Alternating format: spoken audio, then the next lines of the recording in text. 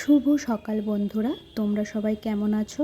আশা করি তোমরা সবাই ভালো আছো। আমি শ্রাবন্তী, আমার নতুন একটি ব্লগে তোমাদের সকলকে জানাই অনেক অনেক স্বাগত। ঘড়ির কাঁটায় বাজে কিন্তু এখন সকাল 6টা, আর আমি দেখো সকাল সকাল ছাদে চলে এসেছি জামা কাপড় মেলতে। এদিকে কিন্তু আমার ঘরের সমস্ত বাসি কাজ, মানে ঘর ঝাড় দেওয়া, ঘর মোছা, চৌকাঠে জল দেয়া, আর আগের দিনে তো রাত্রেবেলা আমি সব বাসন ধুয়ে রাখি, সক্রিয় টোকাটা আমি রাখি না, ওগুলো সব তো ধুয়ে রাখি। আর এদিকে কিন্তু আমার স্নানও কমপ্লিট, এইসব জামা কাপড়গুলো ধুয়ে নিয়েছিলাম, এমনকি আমার পুজো দেওয়াও কমপ্লিট হয়ে গেছে। বাজে কিন্তু 6টা। আসলে আমি উঠেছি অনেক তাড়াতাড়ি, ভোর 4টের সময় উঠেছি। আর আমার দেখো সমস্ত কাজ কিন্তু একদম কমপ্লিট হয়ে গেছে। এরপর তো রান্না করা বাকি আছে। এদিকে মেঘ দেখো গুমোট হয়ে আছে, সকালবেলা স্নান করেছি বলে মনেই হচ্ছে না।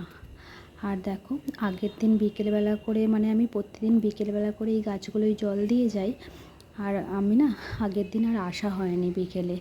তাই ভাবলাম সকালে যখন এসেছি, রোদ্দুর তো নেই আজকে, একটু মেঘলা মেঘলা ওয়েদার, মেঘটা যেন কেমন একটা লাগছে, কিন্তু গরম। তাই জন্য ভাবলাম একটু জল দিয়ে দিই গাছগুলোয়। আর বিকেলে ওঠা হবে কি হবে না, আবার বৃষ্টি হতেও পারে, আবার হয়তো নাও হতে পারে। তো গাছের মাটিগুলো একদম শুকিয়ে গেছে, তার জন্য গাছে দেখো আমি জল দিয়ে দিচ্ছি। এখন ঘড়িতে বাজে 7টা, আর আমার দুবার কিন্তু চা খাওয়া হয়ে গেছে। একবার 5:30টায় খেয়েছি, আর একবার 6:30টায় খেয়ে একটু গল্প করলাম। এবার তো রান্না করতে হবে, 7টা বেজে গেছে, চলো।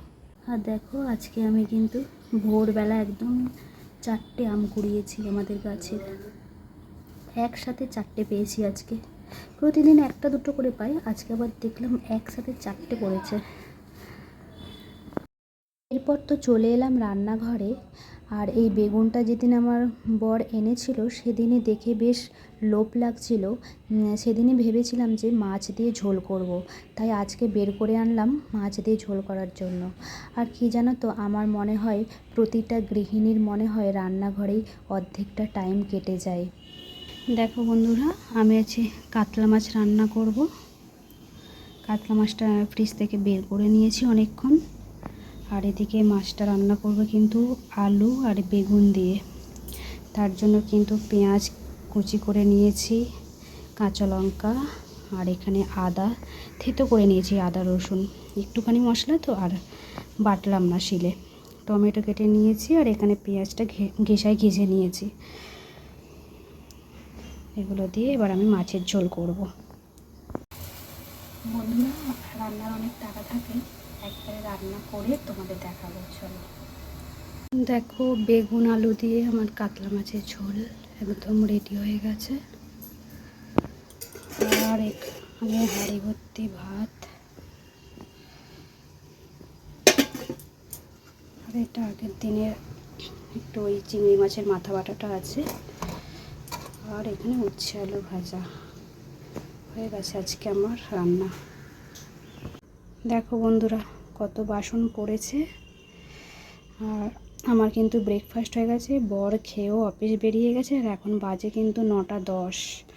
এগুলো সব ধুয়ে নিই, আর এগুলো না গরম ফ্যানে এই কাপড়গুলো ভিজিয়েছি, আসলে তেল চিটে লেগে না একটু কেমন হয়ে গেছিলো কাপড়গুলো, সার্ফ দিয়ে ভিজিয়ে রেখেছি, এগুলো কেচে নেব, চলো।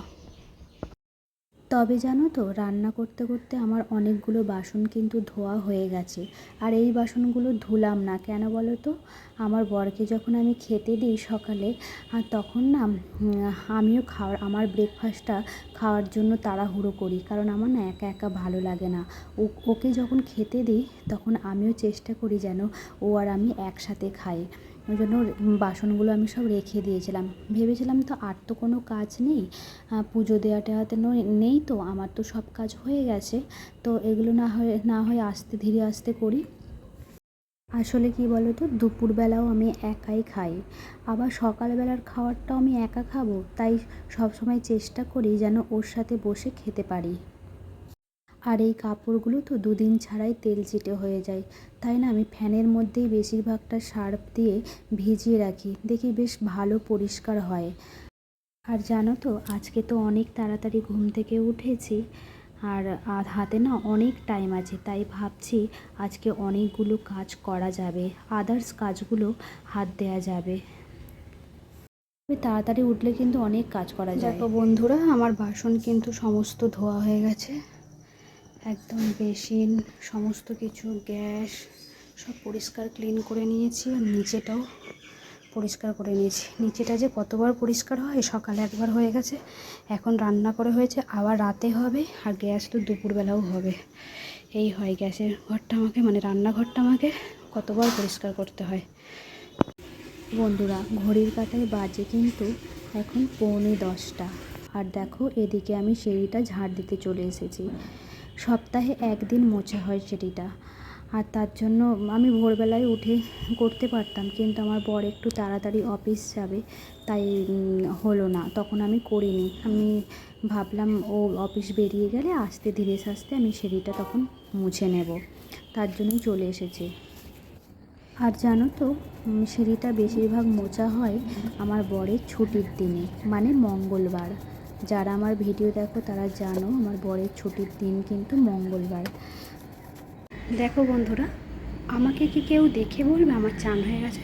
দেখেছো কেমন ঘেমেছি? শুধু সিঁড়িটা ঝাড় দিয়েছি আর রান্নাঘরটা বুঝেছি, তাতেই গরম, এত গরম কি বলবো, পারা যাচ্ছে না।